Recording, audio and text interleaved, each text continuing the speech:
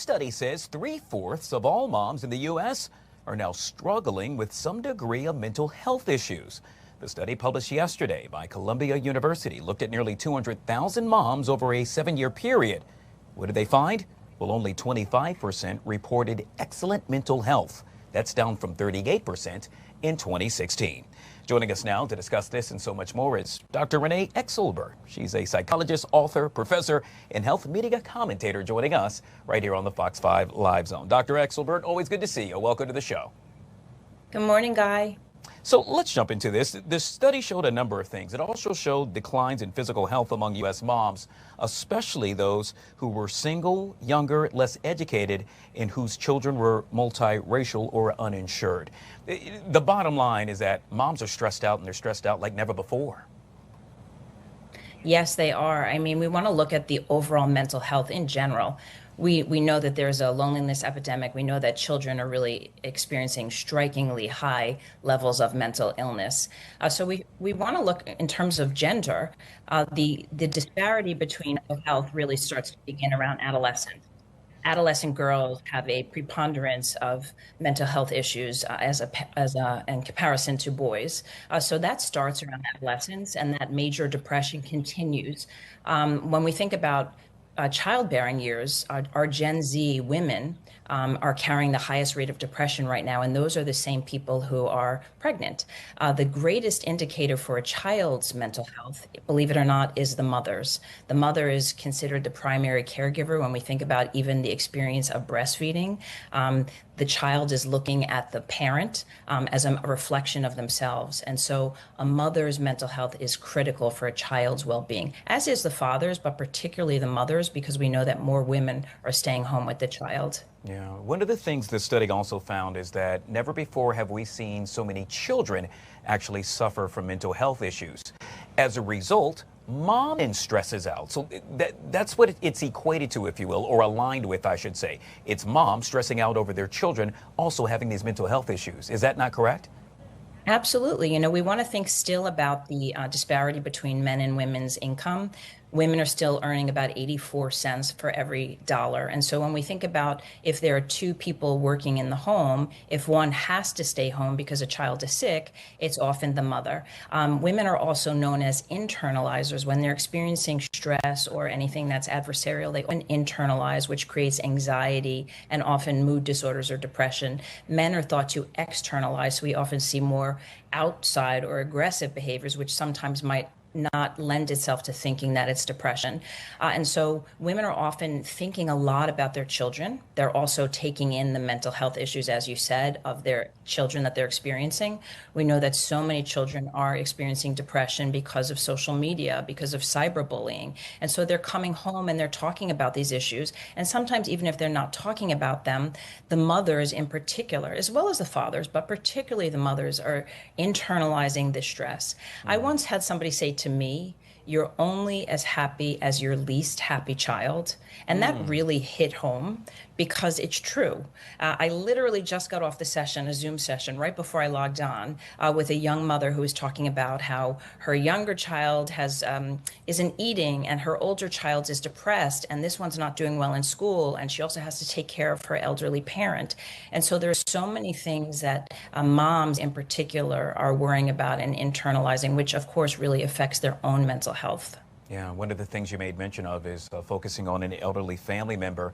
And then there's the financial aspect of it all as well. We know that women also still earn about 84 cents to every male's $1, causing increased stress. Yet again, it's 2025. Why are we still dealing with this? But it does really impact, it does impact the way that parents are functioning in the home. And we are definitely seeing more fathers involved with child rearing, particularly getting more involved.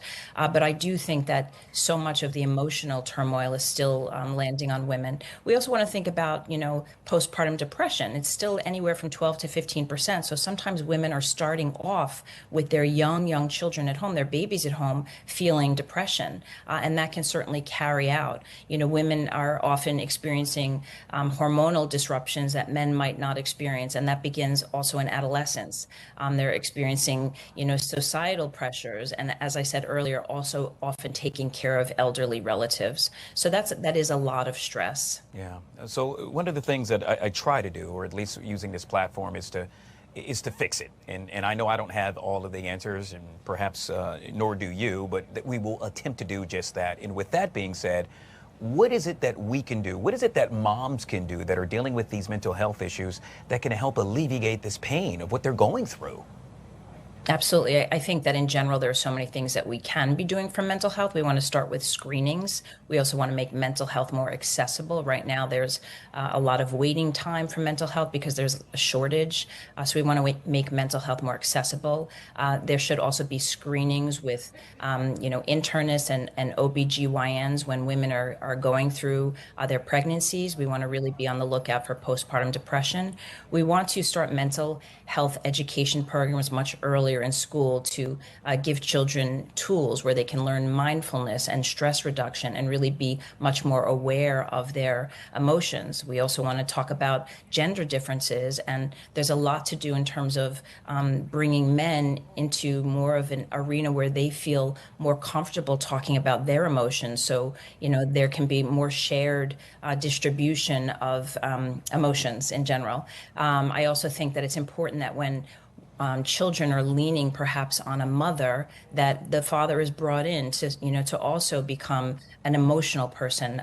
This exists, of course, in many families, but I think that there can certainly be more room to bring men into the mental health, emotion-bearing arena. I think that our society often eschews that, and and I think that that's really important. Yeah. Hey, I'm raising my hand. I got to step up, as do a number of other men as well.